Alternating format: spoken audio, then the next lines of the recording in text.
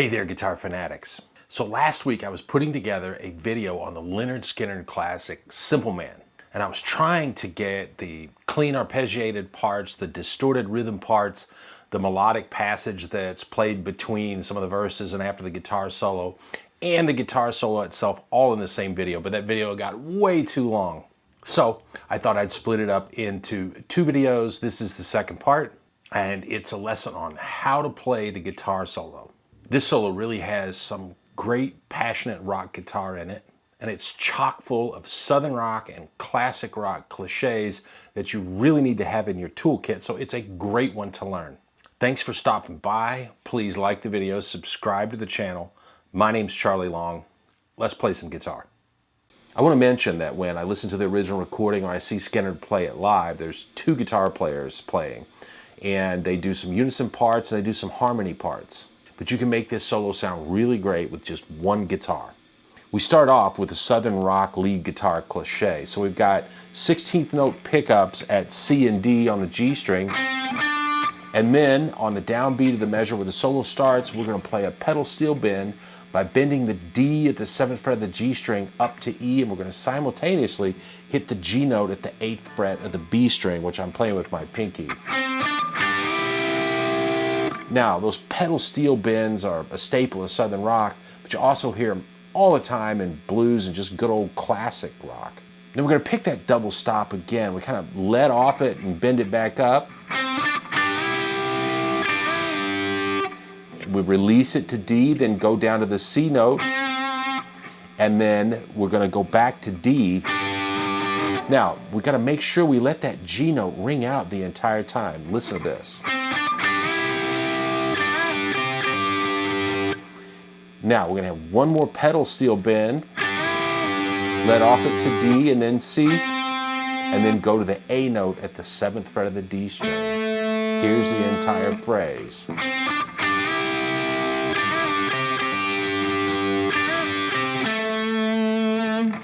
Next, we've got a little harmony part that it's another cliche in southern rock.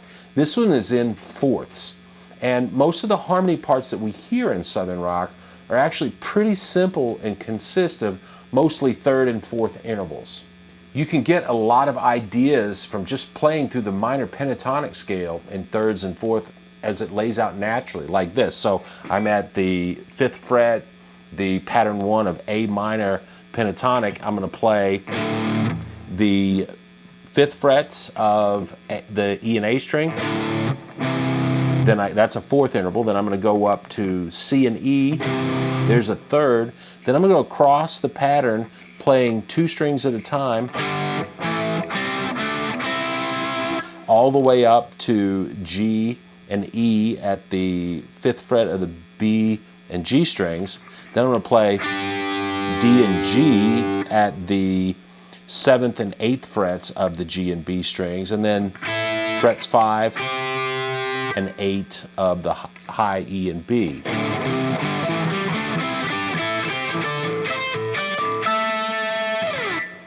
Anyway, we've got a shape on the G and B strings where we're going to play fret 7 of the G string, fret 8 on B.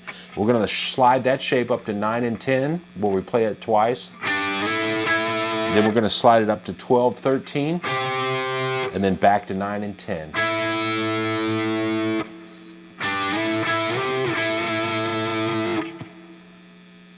Put those first two parts together, it sounds like this.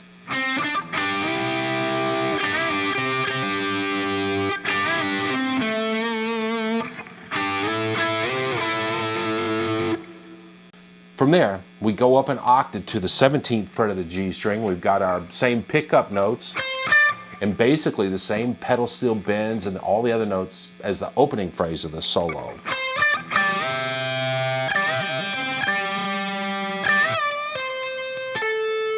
But at the end of this lick, we're going to grab the G at the 20th fret of the B string and we bend it up a whole step. And we want to put some pretty aggressive vibrato on that note. So far we get this.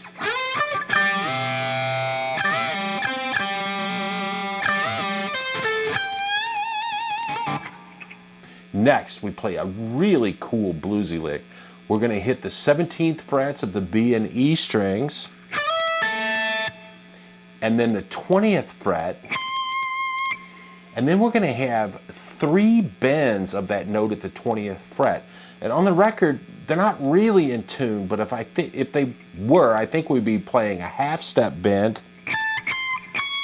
another half step, followed by bending that up a whole step. So it would sound like this. But we're kind of ballparking here, which is what the original recording sounds like. It's a little bit sloppy. So let's try it out. That was pretty close, actually.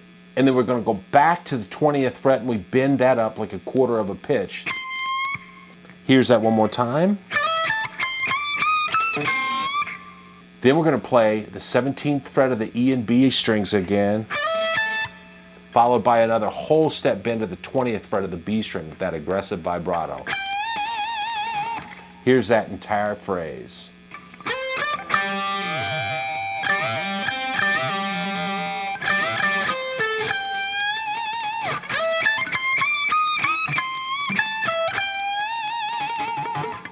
We're going to pick and release that 20th fret bend.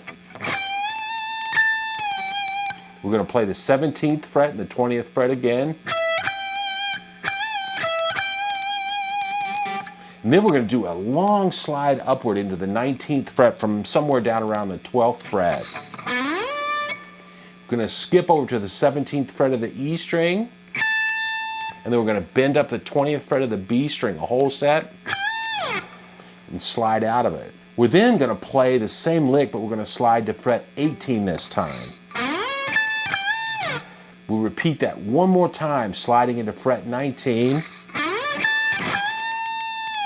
And then we're going to bend the 19th fret of the G string up a whole step. The 17th fret of the E string, the 17th fret of the B string, and bend that 20th fret of the B string up a whole step again. This whole passage is kind of played with reckless abandon and it's a little bit sloppy. So it's really rock and roll, is what it sounds like.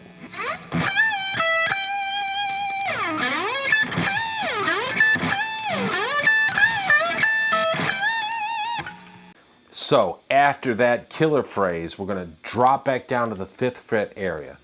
And we're going to play the C note and D note, again, sort of a pickup. Then we're going to play the D at the 7th fret and bend it up a whole step, release it, and then bend it back up a whole step. So it sounds like this. Then we're going to grab the G note at the 8th fret of the B string, and then we're going to bend that D up to E again on the G string, release it, and pull off to the 5th fret. Then we're going to bend the D up to E again and release it. We're going to bend that D up one more time, hit the A at the 5th fret of the E string. We'll play fret 8 of the B string and slide into fret 10. Next, we're going to do a long slide into the fret 7 of the D string. And then we're going to play fret 5 of the G string, play fret 7, slide into 9, play 9 again and slide into 12, play 12 again and slide into 14. That whole phrase sounds like this.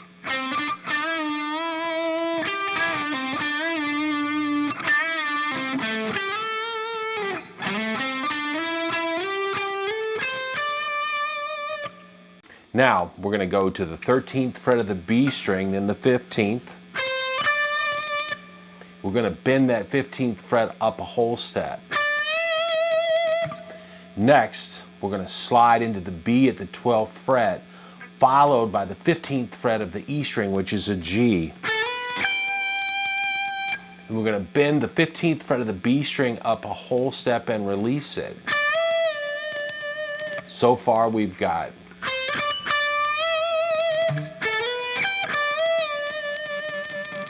we're going to hit that G at the 15th fret of the E string again, followed by the 15th fret of the B string, which we're going to bend up a whole step and release, and then the 13th fret of the B string.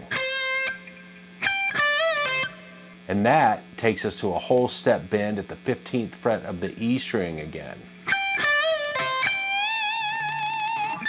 So we're going to end the solo with a straight up blues lick. We're going to drop back down to the 5th fret of the E and B strings. We'll play a double stop there.